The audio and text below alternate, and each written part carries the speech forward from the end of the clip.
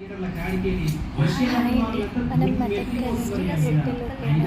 Curry ఎలా చేసుకోవాలి, పర్ఫెక్ట్గా ఎలా చేసుకోవాలో మటన్ కర్రీ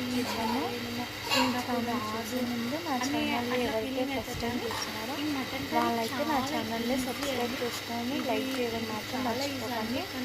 ఇలా మటన్ కర్రీ చేస్తే చాలా బాగుంటుంది. వెజ్లో చేయలేకపోవచ్చు, చాలా బాగుంటుంది. గ్రేవీతో చేసాను, మంచిగా చేశాను. ఎప్పుడైతే స్టవ్ వెలిగించుకొని కూరతో పాటు అన్నీ చేస్తాను. నాన్ వెజ్ ఇది అనకుండా నాకు అన్ని టేస్ట్ అనేది వస్తుంది.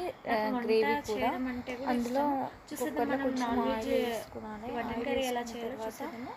ఒక కుక్కర్ తీసుకొని దానిలో కొంచెం ఆయిల్ వేసేసి ఆయిల్ కాలిలోపు మనం మిగతా మటన్ తీసుకొని దానిలో కారం ఉప్పు అల్లం పేస్ట్ వేసి అల్లం పేస్ట్ మన స్పైసీకి తగ్గట్టు మనమైతే వేసుకొని అందులో కొంచెం ఆయిల్ వేసుకొని మనం మటన్ పీసెస్కి తర్వాత నెక్స్ట్ మనం ఒక 2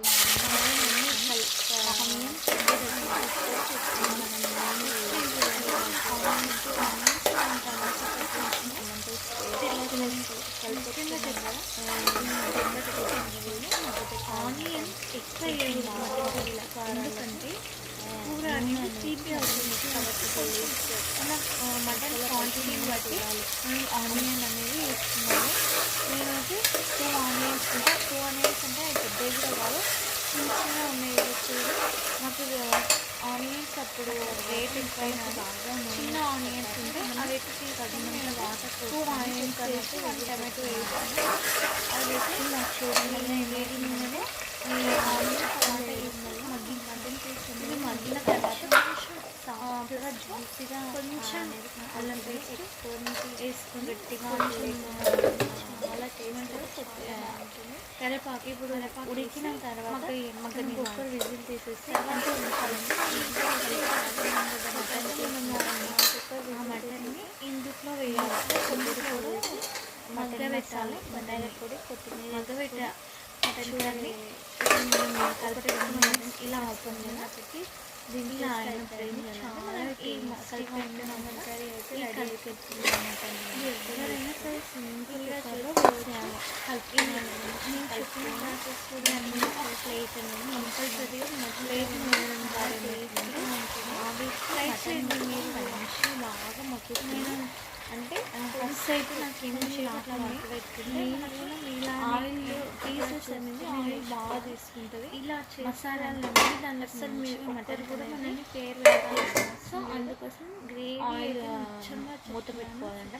తర్వాత మూత పెట్టి మటన్ ఒకసారి ఫ్రై చేయండి. తగినంత మనకి గ్రేవీ ఎంత కావాలో ఎలా వాటర్ తెలుస్తుంది. మీ ఆర్డర్ నా ఛానల్ని ఒకసారి లైక్ చేసుకొని మటన్ మొత్తం కలుపుకొని మర్చిపోకండి. ఇంకా ఇలాంటి మరిన్ని వీడియోస్ చూడడానికి అంటే మన ఛానల్ అయితే మేక అనేది నేతది అయితేనేమో అండి మనకి ఏమవుతుంది, తొందరగా ఉడికిపోతుంది. ఇది కొంచెం మెదడు పొటేలో తొందరగా ఉడుకుతుంది కూడా. సో దీనికి అది కూడా చేస్తే నేత పొటేలో అయితే ఒక 5-6 రూపీస్ సరిపోతుంది. ముగ్గురికి అయితే 7-8 రూపీస్ సరిపోతుంది. అయితే నాకైతే కూర మొత్తం ఉడికేసింది. నేనైతే కుక్కర్ అయితే తీసేసాను. తర్వాత దానిలో కొంచెం మటన్ మసాలా, ధనియాల పొడి, కొబ్బరి పొడి వేసి కలుపుకున్నాను.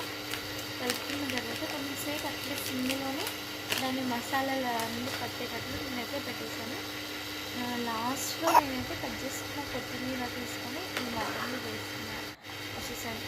నిజంగా చెప్తున్నాను, రొట్టెలు వేసి మాత్రం ఈ మటన్ కర్రీ చాలా బాగుంది. ఎంత అంటే ఆ రైస్లోకైనా సరే, రొట్టెలోకైనా, చపాతీలోకైనా, వేటిలోకైనా ఇదైతే సూపర్గా ఉంటుంది. ట్రై చేయండి, కామెంట్ చేయండి, నా ఛానల్ సబ్స్క్రైబ్ చేసుకోండి.